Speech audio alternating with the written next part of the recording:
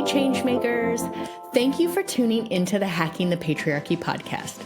I'm your fervent feminist host, Raven O'Neill, and I get the honors of sitting down weekly with diverse experts from all walks of life to explore ideas, opportunities, and strategies that we can all use to hack our way to better lives within patriarchal societies. If you're ready to hack patriarchal systems and structures, I invite you to join us and help move the needle. Today, I'm thrilled to welcome Amanda Stockwell to the show. Amanda is a user experience research powerhouse with 15 years of history helping companies decode what users truly need and transform those insights into winning product strategies. From startups to Fortune 100s, she's the secret weapon behind human-centered innovation. When she's not teaching classes at Duke's Design and Technology Innovation Program or LinkedIn Learning, or leading ladies at UX meetups, you'll find her hiking, spoiling her rescue pup, or sharing lobster facts, a perk of growing up on a Maine island. Please join me in offering Amanda a warm and heartfelt welcome to our conversation today. I am super excited to welcome Amanda to the show today. Amanda, thank you so much for joining us. Thank you for having me, Raven. I'm so excited to be here with you. Me too. So today we are diving into UX. And what I love is I'm going to start off with a question, and even I fall victim to this thought process. When people hear UX, most go to design, how something looks, what it does from there. So I would love for you to tell us a little about UX and your experience. Yes, totally. So I was kind of joking with you. I often answer this question by saying, I've been pretty successful for somebody in UX for someone who hasn't done design work in almost 20 years. And actually right now is a particular inflection point where lots of people are talking about what we call ourselves and what the work we do is. But the way that I personally conceive of UX, which is user experience, is what are all of the things that make up the total experience of a person interacting with something that we build. So whether that's a service I'm providing, an actual product, a physical product, I do software work, but I also work on medical devices and handheld devices and wearables and all kinds of stuff. So when I talk about user experience, I talk about all of the work that goes into crafting what that experience is like, from the first interaction that somebody has with an organization to actually using the product to then getting help or support on that product all the way through the life cycle. So the piece of that I focus on is the research and strategy side, which is figuring out who those people are. What do they need? Why do they need this thing? How does it fit into their life? And then turning that into product and business strategy. Okay, so based on what we know about these people, what do we do with that information? So what? What does it mean that people are learning a new tool or implementing a new piece of technology in their life or having to update the software that they use every day while they are working? Like, what do those things mean? And how can we strategize? How can we plan to serve them better in a way that is helpful both for the business or organization and for ultimately that end user? I have so many ways I want to take this and so many questions I want to ask. I'm actually going to start with, I was initially going to ask the next question based on what you had said about how men and women can lean into the experience based on their sex, and actually let's just say diverse individuals, how they can lean into their individuality and their diversity when designing UX. But I think I'm going to step it back and circle back to that, because I guess my next question is, a lot of our listeners are solopreneurs and small businesses who don't have the budget to dive into a bunch of data and to look through that and do the side of it that you're speaking of. So do you have any recommendations for those tuning in on how to enhance their UX, work with their UX without the budget? Yeah, absolutely. So a lot of the deep strategic work I do is very nuanced. So I want to be very clear and say, I don't recommend guessing almost any of the time However, if you are brand new, a solopreneur, a startup, you can at least put thought emphasis on who am I ultimately trying to serve, identifying your assumptions about those people. And there are lots of low cost ways that you can look to learn about those people and integrate that knowledge into your strategies. So a common thing that we hear in startups all the time is very often a founder will be like, well, I had this problem, so I'm building a thing, right? And that's great if there's a lot of you and it's a problem that a lot of people share. Always true. And I think also from the other perspective of like, you don't have to know everything and do detailed research about someone to have a pretty good idea about some assumptions around who a user might be and what they might need. And what's really important also is to understand what those assumptions are and what risk is associated with them. So you might have some things that you can pretty confidently assume, right? Like you might be able to know, like, I've worked in X space for this long. I was an accountant for 20 years. I know what accountants need, right? Those are fair assumptions. Any assumption that you make about how a senior citizen uses AI is a total guess. Total fucking guess. Right? So, and also thinking about the risk associated with the decisions that you make around that. So, again, if you were an accountant for 20 years and you're making a product for accountants and the decision you're making is relatively small, then it's okay. Like the amount of risk could be okay if there's some slight nuance in the problem they're serving. But if you're trying to build something completely brand new and offering it to a totally new set of people and you don't know anything about them, and more importantly, the things that you don't know about them will be very risky to your potential business. That's something to pay attention to. And while I will also definitely say that you can get more nuanced, more authentic, and more realistic feedback from people, we all know how to have conversations.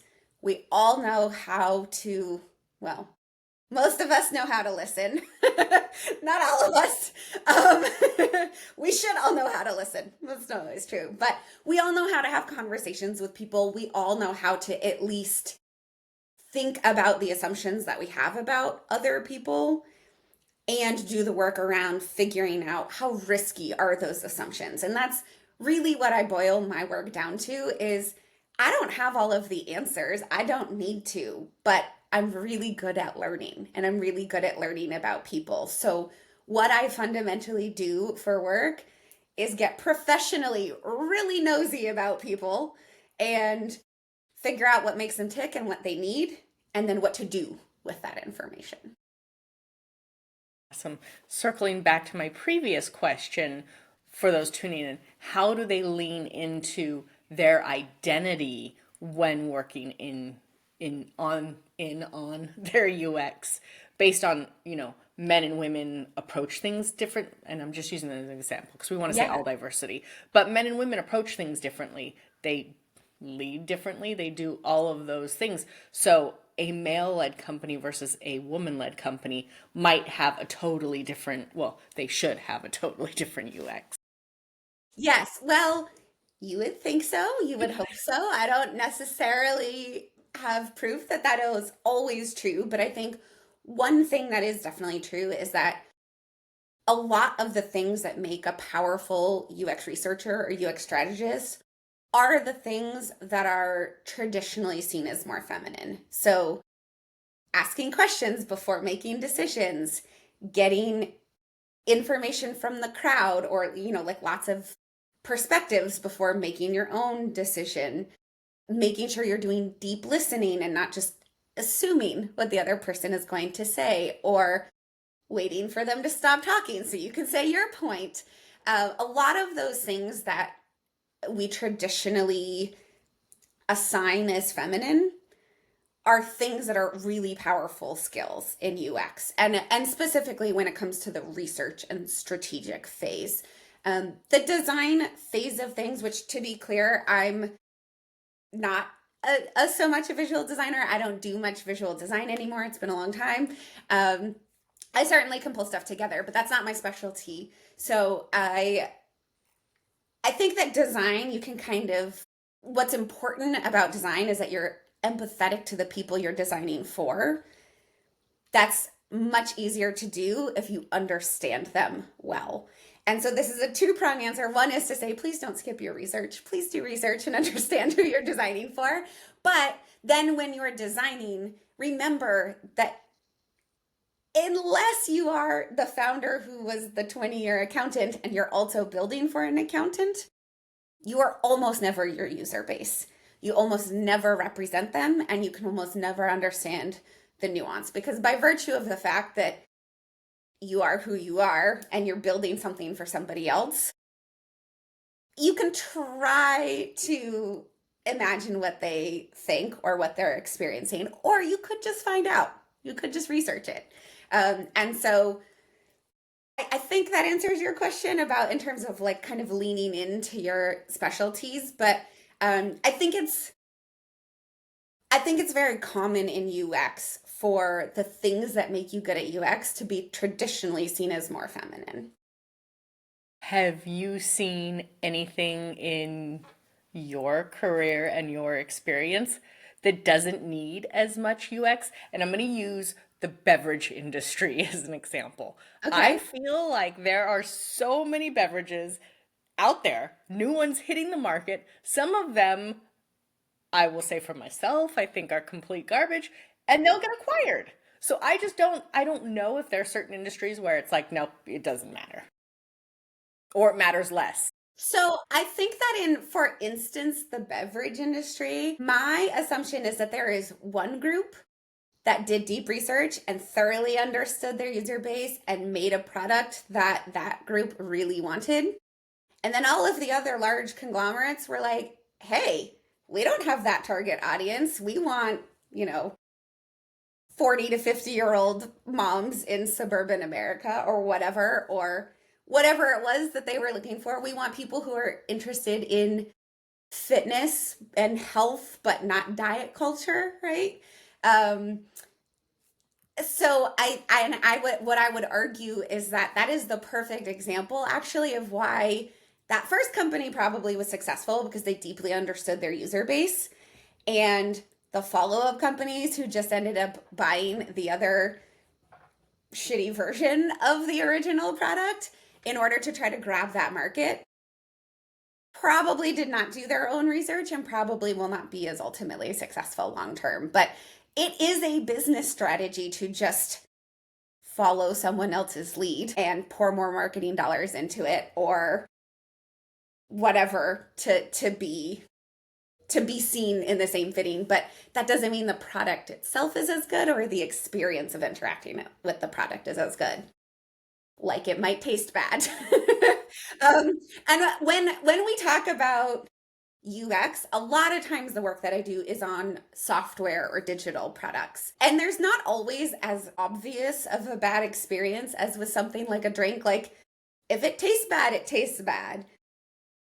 Right? Like there's no getting around that. With an interface, there's some nuance. Like something might work for one slice of people really well, not because it's the easiest thing, but because they are already really familiar with another software that does something similar, right? It's something they recognize really well. So what is successful isn't necessarily always what's easiest, isn't necessarily what's best. It's what's best for that particular customer or audience. And that is the nuance that I try to help all of my clients and partners see. That is the thing that I tell my students. That is what I tell my collaborators. That is the fundamental thing, is that you are not just trying to build the best technology or the best design. There is no such thing as easiest or best for everyone. So learn the specifics of who you're trying to serve and then figure out what works best for them. And by the way, you do also have to consider the organization that you're working with. So what might be the very best experience for an end user might also be incredibly difficult to build or incredibly expensive to support or technically not feasible, right? Or like very difficult to implement. So there is also a balance, which I think more UX people have gotten to over time. I don't think traditionally has always been as much of a focus for UX folks. And that's why sometimes there's been some tension between, say, the builders and the designers or the strategists and the developers or whatever. But it's because it's a good UX person will understand and advocate the best solution all around, not just for the user or just for the organization. It's a balance always. As you were talking, it made me think about, I don't even remember what exactly the word was, but it made me think about the market. And, they say there's no new ideas. I dare to say that there are some new ideas, but a lot of them aren't. And there's also the whole don't reinvent the wheel. So I want to look at, I've heard two very different schools of thought on creating a product or service when it comes to entering a market that is already saturated. But you have this little tiny differentiator. I've heard some parties say, don't even look at your competition. Start from scratch, because if you look at that, you're going to attempt to emulate it and you're not going to be different enough. But then I've heard the thought where it's like, no, absolutely deeply study your competition so that the differentiator is clearly there and you're not doing that. What are your thoughts on that? Yeah, so I have a third thing to consider, unfortunately, which is both. But more importantly, understand your audience specifically and what matters to them. Because if you have a clear definition of an audience and something that they need or want or will fulfill them or will help them or whatever, it doesn't matter what the competition is doing, sort of, to some degree. So on the one hand, if you really deeply understand your audience and what they need, there is some truth to that. It doesn't really matter what you're doing. However, it's 2025. We are all inundated with information all the time. Not very many situations where that would be the case, where your audience has not been exposed to some of your competitors. So understanding what they are being exposed to, what they are being sold, what they are being showed, and what that experience could be can teach you a lot. So I think the reason that people say don't look at competition is so that you don't emulate the competition. And I would say that's always true, no matter what. Like, don't just copy someone else's idea and try to do it a little bit better, because except for like Apple, you're probably not going to win on that strategy, right? But if you really can truly identify a different feature or a different way the feature is presented or an easier way to do something or something that is more fulfilling for that audience or whatever, yes, like focus on that, but also do understand what you're up against. That seems just like a bad idea to not understand the landscape, because the other thing is about building new products, right? Is that stuff changes all the time. And I mean, I give this example a lot when I'm talking about this. It's like, I joke, the one good thing that came out of COVID, right? But what everyone I know was working on in February of 2020 is different than what they were working on in February of 2021. Everyone's lives were different. Everyone's habits had changed. Everyone's priorities had changed. Many tools had changed. Shit changes fast, right?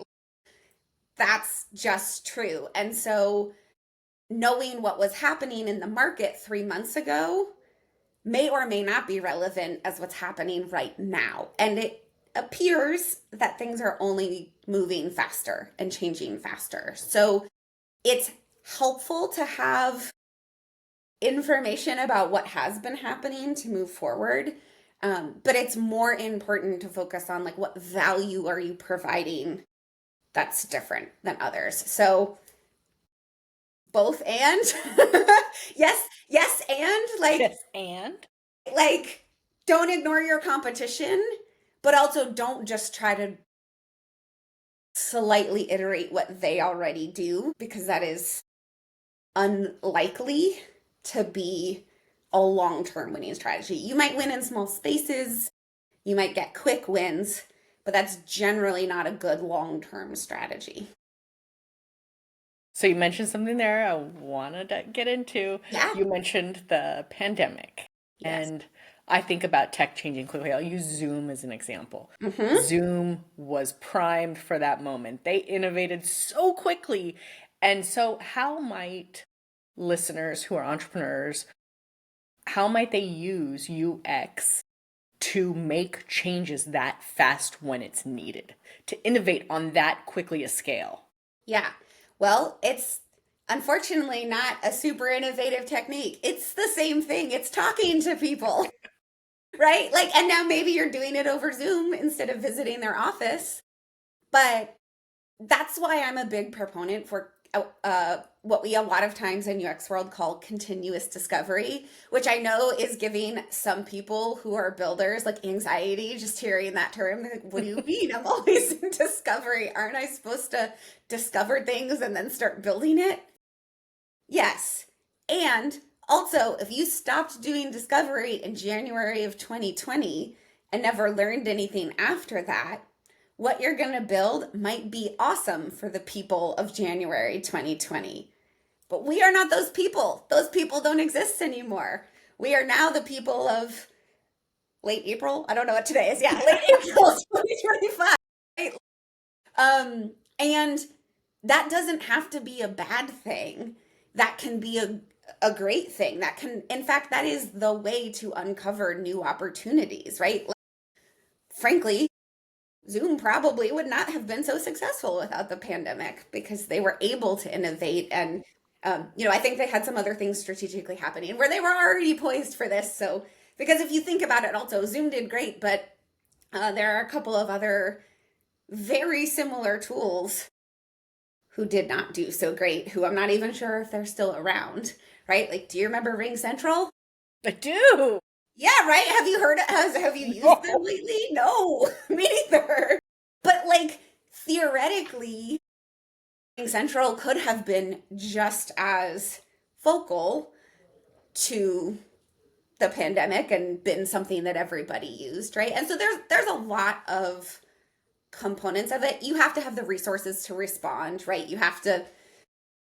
There's a lot that goes into it, right? But it's the intentional looking around for opportunity and the intentional ongoing listening that helps you stay on the pulse of things. And, sometimes you'll get lucky and something will bloom. And I wouldn't say that we were lucky that we went through the pandemic, but I bet the board of Zoom would feels pretty good about it, right?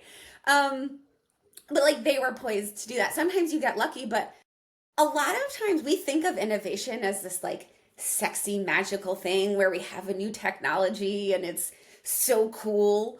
But most of the time, innovation is found in the mundane, right? Like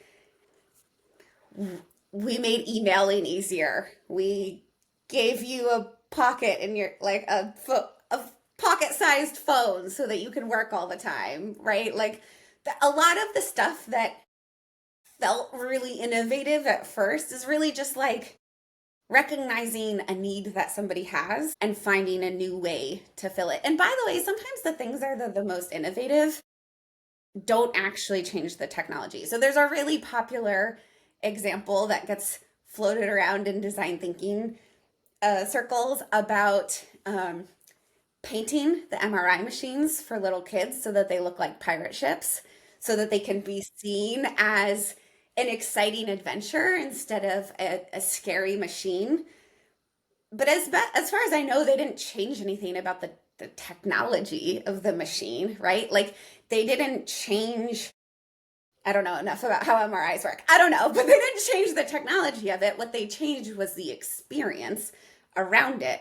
And that kind of thing happens all the time and so quickly at this point that we don't even realize it's happening anymore, as we're just inundated with stuff to try, new things, new experiences, optimize, optimize, optimize. Like, we are so exposed to that at this point that we probably don't even realize them. So from the inside of an organization, being intentional about looking for those new problems or new gaps in experience, those are the places where you have the most opportunity generally. That's where the juice was in this interview so far. Like, that's market. How many minutes in? That's the thing. You, excuse me. You mentioned something that made me think I want to dive into a little more, of course. Yeah. We're just moving right along. Yeah. There is, and here's me making assumptions because I don't actually know, because I don't live in the space. Yeah. But there are, I imagine, several different places where UX comes into play.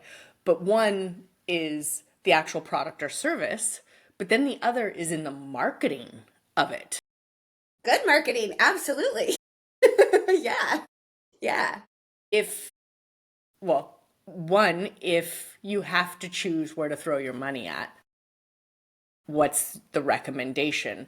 If money is no option, how do you ensure that the two work how do you do it with a ton of money? Yeah. Well, so the thing is that the same insight can fuel both product development and marketing, right? So deeply understanding what problem you're trying to solve and for whom will help you make decisions about what features to include, how to do them, like, how fast is the technology? How shiny does it look? Like, there are tools that I have worked on where we have intentionally not made it look better because we know that the people using it want a very bare bones interaction, right? Like, that was an intentional choice. But those intentional choices about the product development and the building of the thing can also and should also fuel your marketing, right? So when we go back to the soda example, right? So, or the drinks, let's use that prebiotic soda that is so popular right now, right? That's the one I was thinking of when I brought it up. I mean, yeah, because it's popular right now and because it seems like it came out of nowhere, right?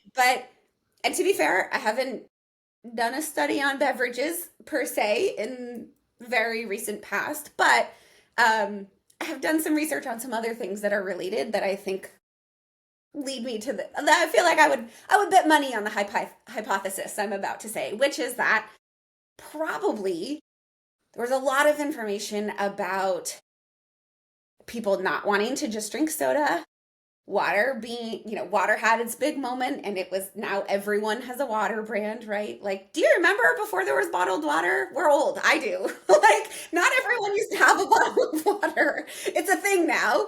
And of course, people now are like, yeah, of course they do. Well, kind of like a third place to hang out. There was no third place beverage, right? There was like, you had kind of one end of the spectrum of like soda or booze or water. But there's a lot of things changing culturally. There's a lot of things changing habitually. There's diet culture and new nutritional information.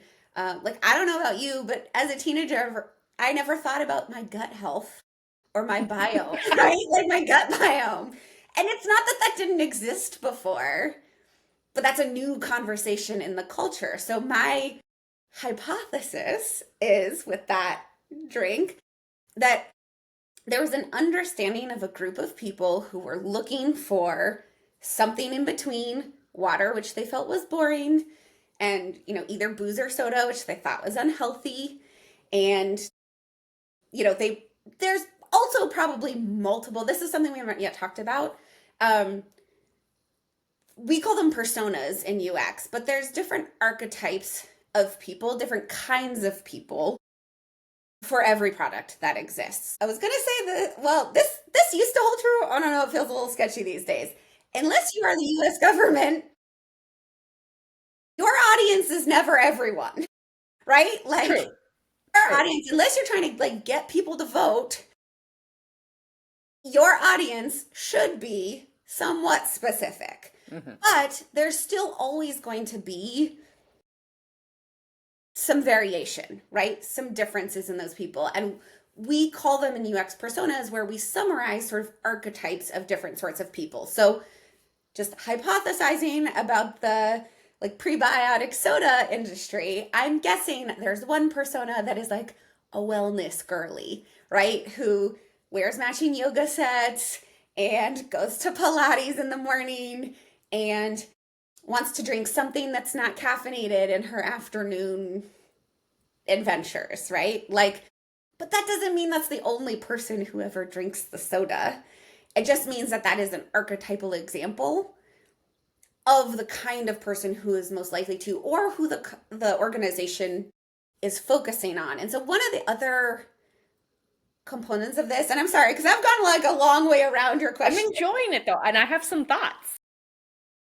But one of the other things is that as an organization, you can and should be identifying user personas or types of people who are already your users or your target users, but also who you want to be your target users. And you can make decisions based on that. So I'll give a really old example. I used to work in an email marketing company like decades ago, and our focus was small businesses. So when we were making decisions about, what feature to include or whatever, one of our personas was small business Bob. And we'd be like, well, does Bob need that? That sounds more like something, like a medium-sized agency would need. Okay, we're going to deprioritize that. And it works both ways. You can both make decisions about the product to serve the user base, and you can make decisions about who you're going to serve based on what your product is. So we often think that we just need to change the product, but sometimes what we need to pivot on is who we're serving, right? Like maybe we thought we were serving the wellness girly, but there's a specific kind of wellness girly who is more interested in prebiotic soda because she has had gut issues or whatever, right? And maybe her specific needs are much more nutritional, and she's actually less about the lifestyle vibe and how it looks. Or the flip side, like maybe you're like, yeah, nutrition girly's great, but yoga girly's got dollars. So let's market to yoga girly, right? Like it can go both ways, and it shouldn't be just one or the other. Like these are our users, so we only build for them. And it shouldn't be also on the flip side, we're building this thing, so therefore these are our users. And that's the end of the discussion. It should be an ongoing conversation that, again, ideally are fueled by the same insights. And hopefully those insights are shared across product teams, development teams, marketing teams, etc. Like hopefully everyone has the same understanding of who your user base is and who you're trying to serve. I'm gonna throw a third one in there for you, which I have a teenage daughter. I don't let my kids have soda. For the most part, they're not allowed to have soda.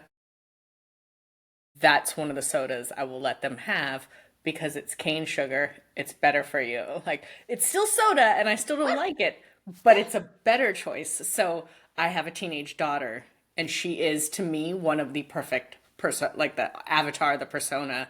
Like I don't even know if that when she designed this beverage, that's what she was looking at. If it's just a lucky target, but every time we're in the store, my daughter's like, "Can I get one of those?"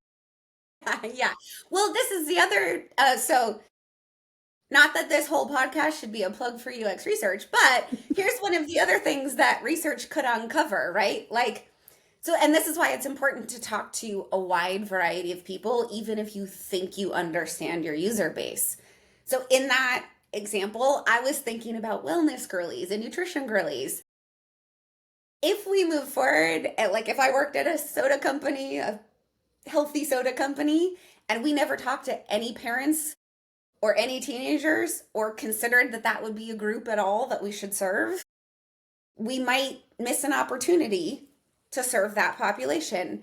And perhaps there is something that that organization could do to even better speak to you as a mom, to say, like, this has less sugar than apple juice or whatever, right? Like maybe there's messaging that they could tailor specifically for your need. And so one of the other things that UX research can help uncover is opportunity to better serve people just by understanding who already is there and by forcing yourself out of the thinking outside of the assumption box that you're originally in. So like and again, this is just an example. I don't work for any of these soda companies, but if I did, and we had only ever been thinking about one type of user and had never considered, mothers of teenage daughters, we might have missed a whole opportunity to market to them or to alter products for them or to whatever to serve them. And I don't have the numbers off the top of my head, but I think that's probably a pretty big target audience, maybe bigger than the wellness girly target, right?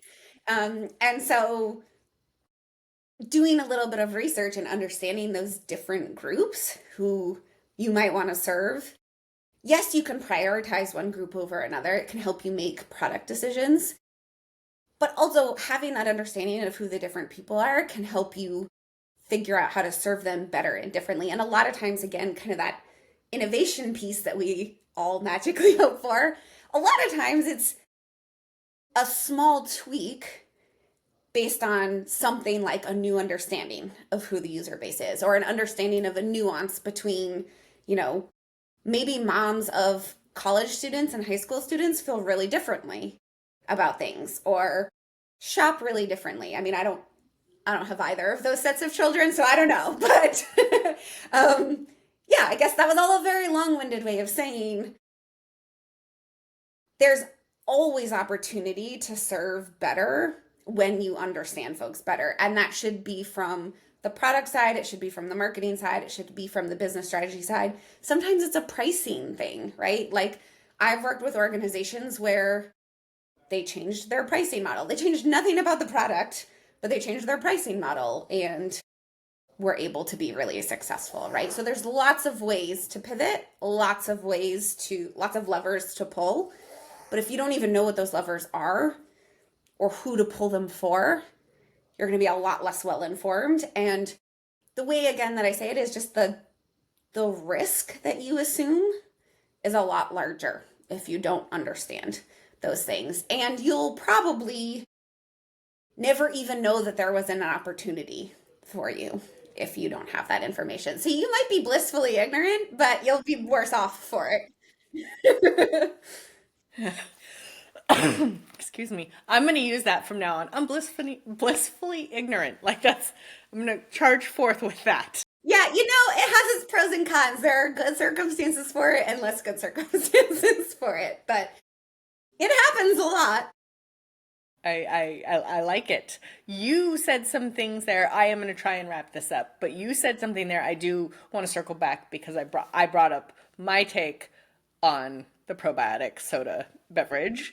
And I took away from a point that you made, which was that it's the two ways. You can build for the customer. Actually, I'm going to ask you to say it again so I don't butcher it. Yeah. I don't recall exactly what I said, but essentially it's a two-way street in that you can change products to better fit one kind of customer, but you can also learn about different opportunities by understanding who is already there. Yeah, that's the point I wanted to make sure we highlighted. Okay, my last question. I'm just going to continue on with the journey we've been on. Love it. And we were talking about looking at those potential customer personas. I've heard them called avatars, whatever we're calling them. When you are going through that process, is there a magic number? When I was doing my startup, they told me to at least have 3 and be extremely detailed about what those 3 people were, who those 3 people were. Yeah, so I hate rules. And my I know.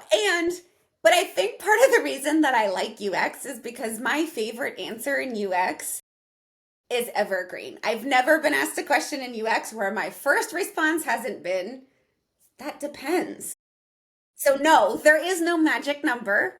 I do agree with the assumption that you should try to get as detailed as you can about understanding the nuances, because the nuances might be really important in the long run, right? Like being a mom of a preteen girl might mean something really different than being the mom of an older teen girl in the way that you message or market, right? So yes, be very specific, but also recognize that a customer persona is an archetype.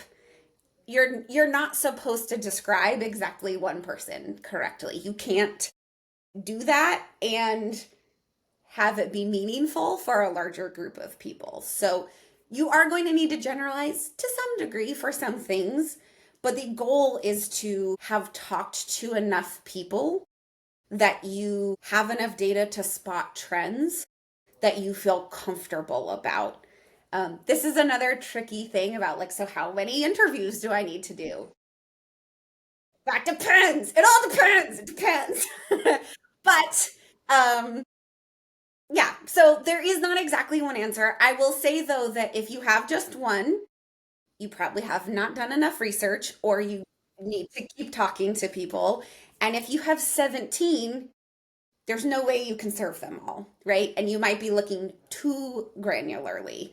So 3 to 5 is a good target, because that typically is a reasonable amount for you to identify some trends, some key differences in how you might serve the audiences, but also not be spreading yourself too thin and trying to serve everybody. Because again, except for very, very few slight things, your audience should never, ever, ever be everybody. That doesn't work. I have in my day met several founders when they're just starting out. They've got the idea, they haven't done it, and they're like, it's for everyone. I'm like, Yeah, immediate Right. fail. When I hear that, I'm like, you're fucked. Like, immediately. Yeah. Oh, sorry. I don't I'm sorry. I hope you feel better. allergies. I hope it's allergies, actually. Who knows these days? Yeah, who knows? I love to end the show with 3 hacks for our listeners. I would love it to be 3 hacks for those who are entrepreneurs, small business, solopreneurs. 3 hacks to nail their UX, ideally without a huge budget. Yes. Okay. Well, that's a big ask, I will say. But here are some things. So one is, first, just identify and put some emphasis on understanding your assumptions around your user base. Even if you don't have a big budget, even if you haven't done a ton of research, everyone has the internet, everyone has assumptions, and everyone has the ability to go talk to people. Now, I would highly recommend that you do at least some reading about how to talk to people and interact with them. But the first one is just like list out your assumptions. Be aware that you're going to have some. Talk to the other team members that you have, unless you truly are solo, like, or ask your peers, like, hey, this is what I'm assuming. Does this resonate with you? Does this feel right to you? And you can be asking your peers, you can be asking, if you're a founder, you can be asking other founders, you can be asking VCs. In fact, VCs will gladly tell you if they think that you are way off target. That kind of comes with the job. So one is just start being aware that you're going to have assumptions. 2 is start trying to associate those assumptions with some risks and use that to help you prioritize, right? So it's probably not that different to make assumptions about, I don't know, like moms of 13-year-olds versus moms of 15-year-olds. That might not be that different, right? But parents versus non-parents might have really different priorities, right? And so just trying to, again, use some common sense and try to connect like what it is that you know, and you don't know to the risks associated with it. So like if you don't know why a non-parent is buying something versus why a parent is buying something, that's a big risk.